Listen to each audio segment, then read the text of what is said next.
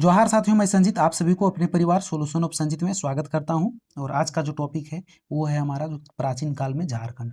और आज हम इसी टॉपिक से आप लोगों का जो टेस्ट लेंगे और इस जो टेस्ट में कुल टोटल 28 क्वेश्चन है। तो उस 28 क्वेश्चन में से आप लोग कितने सवाल का सही आंसर कर पाएंगे वो कमेंट सेक्शन में अंतिम में जरूर से जरूर आप लोग जो बताइएगा। तो चलिए शुरू करते हैं आज बिना किसी देरी किए। तो सीधे जो सबसे पहले नंबर सवाल पर चलते हैं। तो आज का जो हमारा सबसे पहला सवाल है कि चंद्रगुप्त मौर्य के शासन काल में सेना के प्रयोग हेतु इनमें से कौन सी चीज झारखंड से जो है मंगाई जाती थी। हाथी, घोड़ा, रसद या फिर अर्थशास्त्र। आप सभी लोग जानते होंगे कि चंद्रगुप्त मौर्य के शासन काल में जो सेना के प्रयोग के लिए हाथी जो मंगाया जाता था। तो सही आंसर हाथी जो है हमारा बिल्कुल करेक्ट आंसर हो जाएगा। अगला सवाल है कि कौटिल्य के अर्थशास्त्र में झारखंड के लिए प्रयुक्त किया गया जो शब्द है वो क्या है। कुकुट देश, कुकुट, या उपरोक्त दोनों, या कोई नहीं। सही आंसर हमारा जो उपरोक्त दोनों हो जाएगा, कुकुट देश और फिर ये कुकुट जो है, ये दोनों मतलब शब्द का जो प्रयोग किया गया है झारखंड के लिए। तो सही आंसर उपरोक्त दोनों बिल्कुल करेक्ट हो जाएगा। अगला सवाल है कि कौटिल्य के अनुसार झारखंड में किस प्रकार की शासन प्रणाली स्थापित है। राजतंत्रात्मक या फिर गणतंत्रात्मक या तानाशाही या इनमें से कोई नहीं। तो कौटिल्य के अनुसार जो है झारखंड में गणतंत्रात्मक जो है शासन प्रणाली स्थापित है। तो सही आंसर हमारा गणतंत्रात्मक जो है बिल्कुल करेक्ट आंसर हो जाएगा। और कौटिल्य के अनुसार जो कुकुट देश में है, मतलब वहाँ पर इस प्रकार से रिलेट किया गया है ना। और ये कुकुट देश जो है हमारे झारखंड के लिए ही उपयोग किया गया। चलिए अगला सवाल है हमारा कि चंद्रगुप्त मौर्य के शासन काल में सेना के प्रयोग हेतु इनमें से कौन सी चीज झारखंड से मंगाई जाती थी। घोड़ा, अच्छा अभी हमने सबसे पहले नंबर सवाल में ये वाला सवाल देख लिया था ना। तो सही आंसर हाथी हो जाएगा यहाँ पर। अगला सवाल है कि कौटिल्य ने झारखंड के इंद्रावक नदियों से किस चीज के प्राप्त होने का जो उल्लेख किया है। सोना, तांबा, लोहा या फिर हीरा। तो यहाँ पर हीरा जो प्राप्त होने का उल्लेख किया है कौन, जो कौटिल्य ने, इंद्रावक नदियों से। तो सही आंसर हमारा हीरा जो बिल्कुल करेक्ट आंसर हो जाएगा। अगला सवाल है झारखंड प्रदेश में अशोक द्वारा बौद्ध धर्म के प्रचार हेतु किस अधिकारी को भेजा गया था। राहुल, रक्षित, नागसेन या फिर विनय। तो सही आंसर जो होगा वो हमारा क्या हो जाएगा, रक्षित हो जाएगा।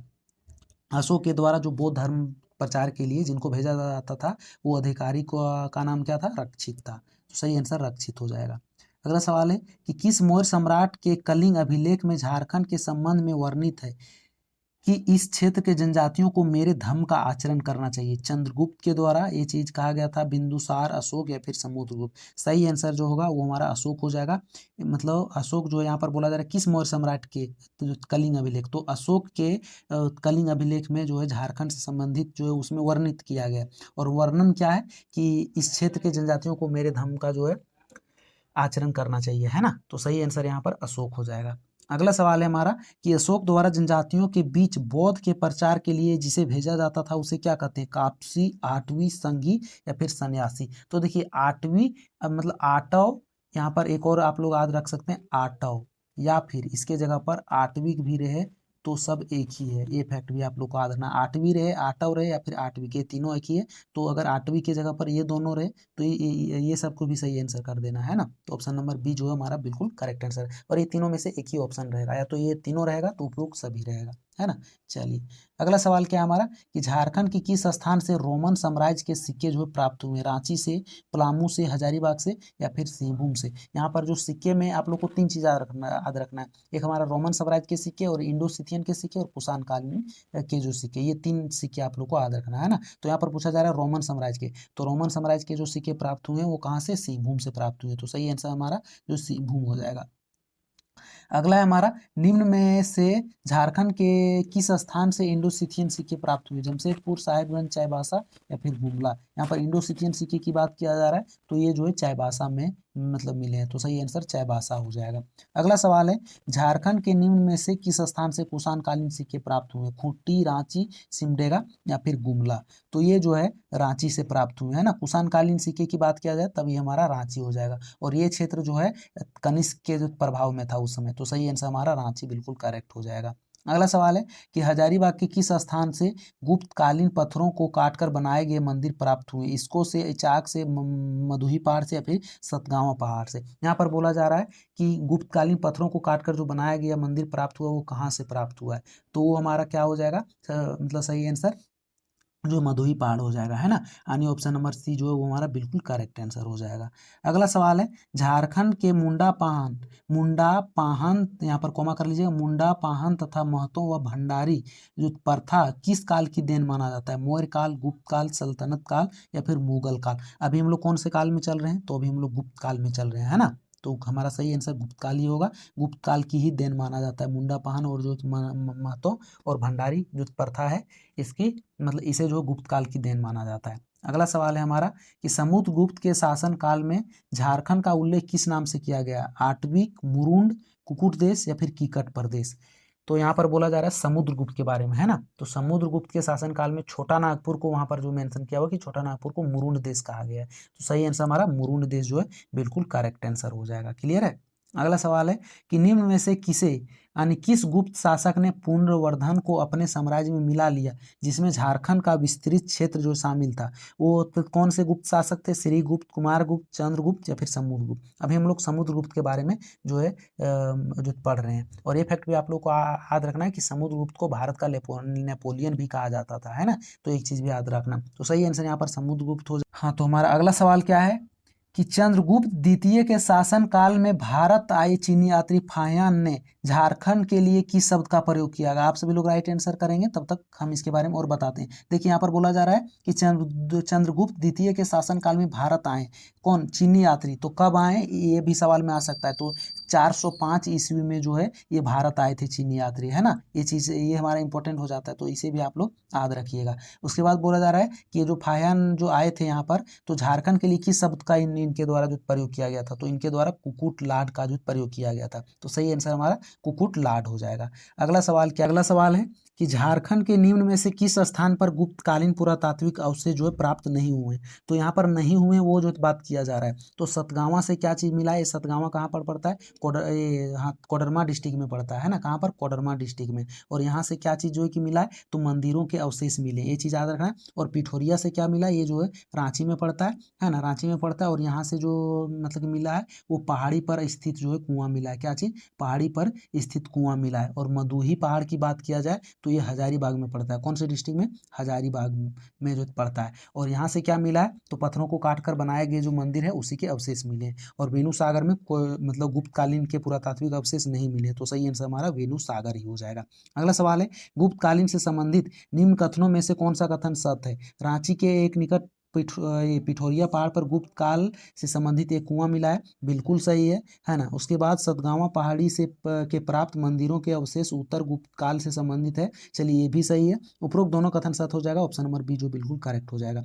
अगला सवाल है कि शशांक ने अपने साम्राज्य को सुचारू रूप से संचालित करने हेतु निम्न में से किसे राजधानी बनाया था? संथाल परगना का बड़ा बाजार को, दुलमी को, या फिर दोनों? इनमें से कोई नहीं। देखिए ये शशांक के द्वारा मतलब दो राजधानी बनाया गया था, है ना। को कहाँ कहाँ? एक संथाल परगना का जो बड़ा बाजार ये यहाँ पर बनाया गया था झारखंड में, और ये जो है दुलमी, ये दो जगह पर जो है अपनी झारखंड राज्य की जो है राजधानी इनके द्वारा बनाया गया था, है ना। ये तो संथाल परगना जो है हमारे झारखंड राज्य में पड़ता है। और दुलमी कहाँ पर पड़ता है? तो ये जो पुरुलिया में, कहाँ पर? पुरुलिया। और फिर ये जो पुरुलिया कहाँ पर है? तो ये जो बंगाल में पड़ता है ना। कहाँ पर? पश्चिम बंगाल में। चलिए तो सही आंसर हमारा दोनों हो जाएगा, दोनों जगह जो इसकी राजधानी थी। अगला सवाल है, निम्न में से कौन प्राचीन काल का प्रथम शासक था जिसकी राजधानी झारखंड में थी? तो प्राचीन काल का जो शासक था वो हमारा शशांक ही था। इसी की जो राजधानी है वो कहाँ पर है? झारखंड में, है ना। और झारखंड में कौन? संथाल परगना का जो बड़ा बाजार। चलिए क्लियर है। अगला सवाल है, शशांक के शासन के दौरान झारखंड के सिंहभूम के वेणुसागर में किस भगवान का मंदिर निर्मित कराया गया? विष्णु मंदिर, कृष्ण मंदिर, शिव मंदिर या फिर देवी मंदिर? सही आंसर हमारा जो शिव मंदिर हो जाएगा। शिव मंदिर का ही जो निर्माण करवाया गया है किनके द्वारा? शशांक के शासन के दौरान। ये जो है मतलब शशांक के द्वारा ही, है ना। चलिए अगला सवाल है कि शैव धर्म का अनुयायी वह शासक जिसने झारखंड में विभिन्न शिव मंदिरों का निर्माण करवाया था, वो कौन थे? चंद्रगुप्त द्वितीय, अशोक या शशांक या समुद्रगुप्त? तो शशांक ही थे, है ना। शशांक जो है वो शैव धर्म का अनुयायी थे, और इन्हीं के द्वारा जो झारखंड में बहुत सारे शिव मंदिर का निर्माण करवाया गया। और एक शिव मंदिर का जो निर्माण करवाया गया वो मतलब सिंहभूम और मयूरभंज ये दोनों के सीमा पर अवस्थित है। क्लियर है। अगला सवाल है कि सवाल क्या है कि शशांक के काल का प्रसिद्ध शिव मंदिर वेणुसागर स्थित है, यानी वेणुसागर में स्थित है। लेकिन वेणुसागर में कहाँ पर है? मयूरभंज में, झरिया में, तिलैया में या फिर कोचांग में? सही आंसर हमारा कोचांग हो जाएगा, क्योंकि ये कोचांग में ही स्थित है। और ये कोचांग कहाँ पर है, जो सिंहभूम और मयूरभंज की सीमा जो पड़ता है वहीं पर जो है ये स्थित है, कोचांग है ना। और ये कोचांग में जो ये शिव मंदिर स्थित है, तो सही आंसर कोचांग हो जाएगा। अगला सवाल है, निम्न में से किस शासक ने झारखंड के सभी बौद्ध केंद्रों को नष्ट कर दिया था तथा हिंदू धर्म महत्ता स्थापित करने का जो प्रयास किया? वो कौन थे? अशोक, हर्षवर्धन, शशांक या फिर समुद्रगुप्त। तो जो है ये क्या कहते हैं, मतलब शशांक के द्वारा ही क्या किया गया था कि झारखंड में जितने भी बौद्ध केंद्र थे उन सभी को नष्ट कर दिया गया था, और इसी प्रकार से झारखंड में बौद्ध और जैन धर्म के स्थान पर हिंदू धर्म को स्थापित करने की इनका मतलब जो प्रयास किया गया था इनके द्वारा, शशांक के द्वारा। तो सही आंसर हमारा शशांक, यानी ऑप्शन नंबर सी जो बिल्कुल करेक्ट आंसर हो जाएगा। अगला सवाल है, झारखंड के किस क्षेत्र में हर्षवर्धन की मुलाकात हवनसांग से हुई थी? राजमहल क्षेत्र में, सिंहभूम में, हजारीबाग में या फिर चाईबासा में? तो हवनसांग से जो मुलाकात हुई थी ये क्या कहते हैं, मतलब हर्षवर्धन की, तो ये कहाँ पर जो है मतलब हुआ था? तो ये राजमहल क्षेत्र में हुआ था, तो सही आंसर राजमहल हो जाएगा। अगला सवाल है कि हर्यक वंश का वह शासक जो झारखंड के क्षेत्र में बौद्ध धर्म का प्रचार करना चाहता था? बिंबिसार, अजातशत्रु, शिशुनाग या फिर उदयन? सही आंसर हमारा क्या हो जाएगा? बिंबिसार। हर्यक वंश के जो बिंबिसार ही शासक थे जो झारखंड क्षेत्र में बौद्ध धर्म का प्रचार करना चाहते थे। अगला सवाल है, निम्न में से कौन सा कथन सत्य है? तो कन्नौज के राजा यशोवर्मन के विजय अभियान के दौरान मगध के राजा जीवगुप्त द्वितीय को झारखंड में शरण लेनी जो मतलब लेनी पड़ी थी, यहाँ जो ऐसे ही करेंगे, लेनी पड़ी। अगला है, हुमायूं ने अपने यात्रा वृत्तांत में राजमहल क्षेत्र की चर्चा की, बिल्कुल सही बात है। गुप्त काल में इस क्षेत्र में आए चीनी यात्री फाहियान ने झारखंड को कुकुटलाट नाम से संबोधित किया गया, बिल्कुल सही। ये तीनों कथन सत्य है, तो सही आंसर उपरोक्त सभी कथन सत्य हो जाएगा। अगला सवाल है और ये अंतिम सवाल है कि निम्न में से कौन सा कथन सत्य है? नंद वंश के समय झारखंड मगध साम्राज्य का हिस्सा था। नंद वंश की सेना से में झारखंड से हाथी की आपूर्ति की जाती थी, बिल्कुल दोनों कथन सत्य है, तो राइट आंसर उपरोक्त दोनों कथन सत्य हो जाएगा। तो आज का जो भी सवाल था वो हमारा यहीं पर समाप्त होता है। और आज लाइव जो है मतलब नहीं चल पाया था सही से, क्योंकि आज ही वाईफाई का रिचार्ज हुआ था और पता नहीं डेटा सही से नहीं चल रहा होगा, है ना, तो इसी वजह से। तो चलिए आज के लिए बस इतना ही, फिर आप लोगों से मिलेंगे अगले सेशन में। तब तक आप लोग अपना ख्याल रखिएगा, तब तक के लिए टाटा बाय बाय, जय हिंद, वंदे मातरम। और हाँ, कल जो झारखंड जीके का टेस्ट होगा तो टेलीग्राम में आप सभी लोग जल्द जो जरूर से जुड़े।